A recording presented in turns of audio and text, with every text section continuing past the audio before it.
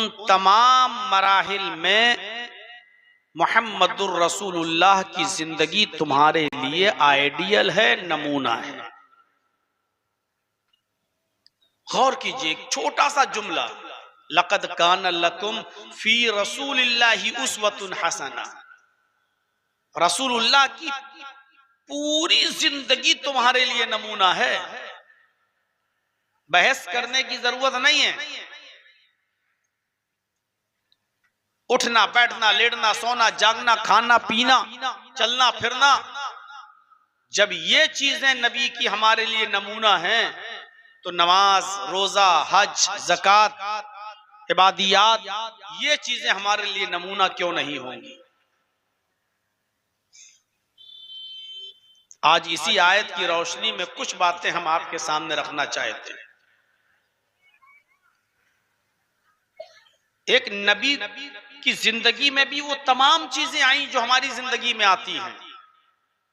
एक बच्चा अपने माँ के पेट से पैदा होता है, बाहर आता है, उसको बचपन से गुजरना होता है। आप भी बचपन से गुजरे हैं।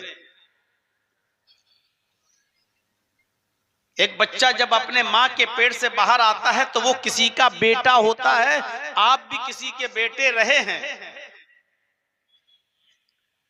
आगे चलकर जब वो बच्चा बड़ा होता है, उसकी शादी होती है, वो किसी का शौहर बनता है। मुहम्मदुर रसूलुल्लाह भी किसी के शौहर थे। शादी के बाद इंसान बाप बनता है। मुहम्मदुर रसूलुल्लाह सल्लल्लाहु अलैहि वसल्लम भी इस दौर से गुजरे हैं। आप भी कई बच्चों के बाप थे। आपका बचपना किस तरह था? आप जब बेटे थे तो आपका बेटे की हैसियत से किरदार क्या था? जब आप बाप बने तो बाप होने की हैसियत से आपका किरदार क्या था? जब आपने शादियां की तो आपकी शादी हुई और शादी के बाद एक शौहर की हैसियत से आपका किरदार क्या था? आज ये चीजें मुझे आपके सामने रखनी है। बज़ाहिर बड़ी छोटी छोटी नजर आ रही हैं, लेकिन हकीकत यह है कि हमारे लिए आइडियल है, नमूना है। हमारा बचपना कैसे गुजरता है? नबी अकरम का बचपना किस तरह गुजरा?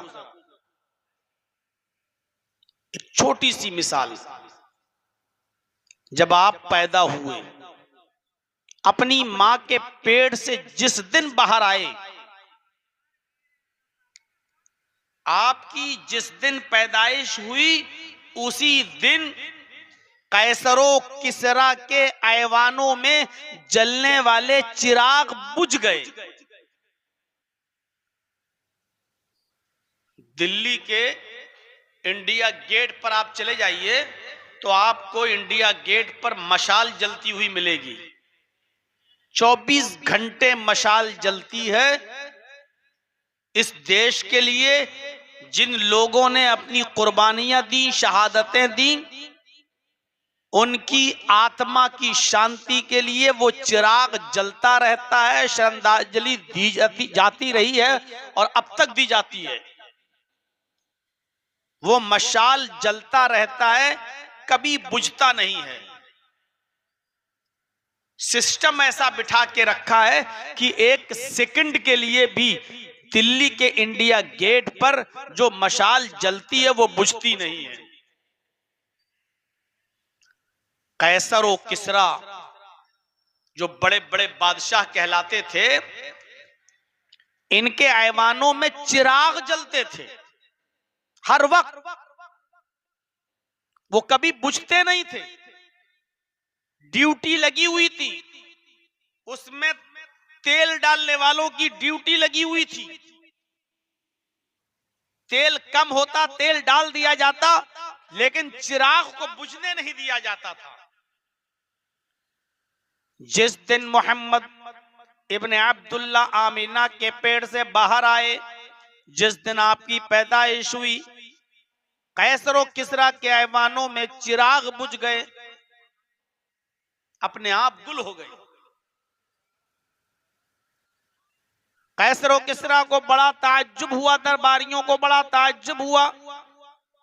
कोई हवा नहीं चली, कोई आंधी नहीं आई, कोई तूफान नहीं आया, कोई बारिश नहीं हुई, फिर हमारे चिराग कैसे बुझ गए? तेल डालने वाला चिरागों में बार बार तेल भी डालता है, लेकिन चिराग ऑटोमेटिकली बुझ जाते हैं। कोई तो बात है। उसने काहिनों की, नुजूमियों की मीटिंग बुलाई। हमारे यहां जिनको ज्योतिषी कहा जाता है, जो फ्यूचर देखता है, हस्त रेखा देखता है, हाथ की रेखाएं देखकर भविष्य बताता है, ऐसे ही ज्योतिषियों को उसने बुलाया, काहिनों को बुलाया, नुजूमियों को बुलाया। मीटिंग हुई, अरे पता लगाओ कि हमारे चिराग क्यों बुझ गए। हवा चली नहीं, आंधी आई नहीं, बारिश हुई नहीं, तेल की कमी नहीं थी, चिराग कैसे बुझ गए? इन नुजूमियों ने, काहिनों ने मीटिंग की, ज्योतिषियों ने मीटिंग की, और मीटिंग करने के बाद एक बड़े ज्योतिषी ने, एक बड़े काहिन ने कैसर किसरा को बताया, आए हुक्मरानों, आए बादशाहो, तुम्हारा चिराग इसलिए बुझ गया है कि हमारा इल्म ये कहता है, हमारा ज्ञान ये कहता है, हमारी विद्या ये कहती है कि आज इस दुनिया में कोई ऐसी हस्ती पैदा हो चुकी है, कोई ऐसा शख्स इस दुनिया में पैदा हुआ है, कोई ऐसी हस्ती इस दुनिया में नमूदार हुई है। आज किसी माँ ने ऐसा बेटा पैदा किया है, अपने साथ वो आसमान की एक रोशनी लेकर आई है, आकाशीय प्रकाश लेकर आई है, आसमानी नूर लेकर आई है। अपने साथ जो रोशनी लेकर आई है, उस रोशनी के होते हुए अब किसी और रोशनी की जरूरत नहीं है। कोई ऐसी हस्ती पैदा हुई है जो आसमान से उसको जो रोशनी मिली है, उस रोशनी के होते हुए अब किसी और रोशनी की जरूरत नहीं, इसलिए तुम्हारे चिराग बुझ गए। अब ये पता कैसे लगे कि वो कौन पैदा हुआ है? ये बचपन आता मोहम्मद रसूलुल्लाह का। अभी आप पैदा हुए, अपने साथ जो रोशनी लेकर आए, उस रोशनी के होते हुए किसी और रोशनी की जरूरत नहीं, इसलिए कैसर किसरा के चिराग बुझ जाते हैं। मक्के की फिजा बहुत खराब, आबो हवा बहुत खराब। मक्के की औरतें, जो बच्चे उनके घरों में पैदा होते, उन बच्चों को दूसरी औरतों के हवाले कर देते, जाओ अपने गांव में हमारे बच्चों को ले जाओ। हमारे शहर की फिजा खराब है, तुम्हारे गांव में हमारे बच्चे रहेंगे तो तरबियत, अच्छी सेहत पाएंगे, तंदुरुस्ती पाएंगे। ये चलन था मक्के का। तमाम औरतें अपने बच्चों को दूसरे शहरों में, गांव में भेज दिया करती थी, वहां परवरिश पाएं, और जब ये बच्चे 4, 5, 6 साल के हो जाएं, इनकी इम्यूनिटी पावर बढ़ जाए, बीमारियों से लड़ने की सलाहियत इन बच्चों के अंदर जब पैदा हो जाए, तो हम अपने बच्चों को अपने पास बुला लें। आमिना को भी फिक्र हुई कि अपने बच्चे मोहम्मद को किसके हवाले करें, मक्के की हवा ठीक नहीं है, यहां बच्चा बीमार हो जाएगा। उसी दौर में कबीले बनु साद से, एक कबीला था बनु साद, उस कबीले बनु साद से कुछ औरतें सफर पर निकलती हैं, मक्के की तरफ आ रही हैं, और मक्के में बच्चों को तलाश कर रही हैं। कबीले बनु साद से जब औरतें मक्के की तरफ चली, तो उन औरतों में एक औरत है जिसका नाम हलीमा है, वो भी कबीले बनु साद से निकलती है और अपनी सहेलियों के साथ मक्के की तरफ आ रही है। लेकिन हलीमा जिस सवारी पर सवार है, जिस ऊंटनी पर या जिस गधी के ऊपर सवार है, वो बहुत कमजोर है, लाकर है, पतली दुबली है।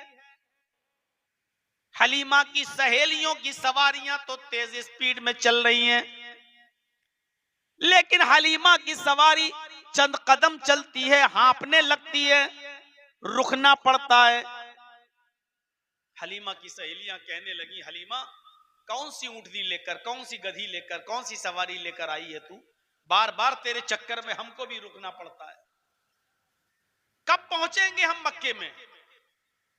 हलीमा कहती है, मेरी सहेलियों, मुझे साथ में लेकर आई हो तो साथ में लेकर ही चलना, मुझे अकेले छोड़ मत देना। मेरी सवारी कमजोर है तो क्या हुआ, लेकिन मेरा साथ मत छोड़ना। बार बार सवारी थक जाती, फिर उड़ती, फिर चलती। 2 दिन का सफर 5 दिन में पूरा होता है। कबीले बनु साद से ये औरतें जब चली तो मक्के के अंदर पहुंच जाती हैं। अब सहेलियों ने कहा, जाओ मक्के में सब औरतें अपने किस्मत के बच्चे तलाश करें, जिसका बच्चा मिल जाए। सारी औरतें बच्चे तलाश करने लगी। मोहम्मद की मां अमीना कहती है कि जितनी औरतें कबीले बनु साद से आई थी, एक एक करके सब मेरे घर में आई। पहले एक, फिर चली गई, फिर दूसरी, फिर चली गई। मेरे बच्चे को देखा, मोहम्मद पर नजर पड़ी, उस बच्चे को गोद में उठा लिया, खूबसूरती की तारीफ करने लगी। कहा, आमिना तेरा बेटा मैं ले लूंगी, तेरे बच्चे को मैं दूध पिलाऊंगी, तेरे बच्चे की परवरिश मैं करूंगी अपने कबीले में ले जाकर। आमिना ने कहा, बहुत अच्छी बात। कहा, अच्छा मुझे इस बच्चे के बाप से मिला दो, कुछ लेन देन की बात कर लें। जब इस बच्चे को मैं 4 साल, 5 साल, 6 साल के बाद वापस करूंगी